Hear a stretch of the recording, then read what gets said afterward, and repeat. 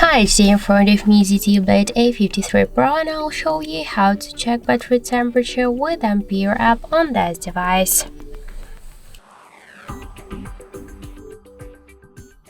So open first the Play Store app and in the search pool enter the Ampere. So now we should get this app. That's why tap the install button and wait a couple of seconds. Then just tap to open the app, click to yes I agree, pick close and tap to OK on the left down corner, and after that you'll see here all of the available information about your device, and here you could find the information about your battery temperature, and in my case that's 24 and 7 degrees.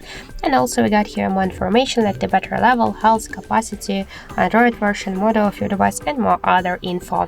So that's it, thank you for watching, and if you find this video helpful, leave thumbs up and subscribe.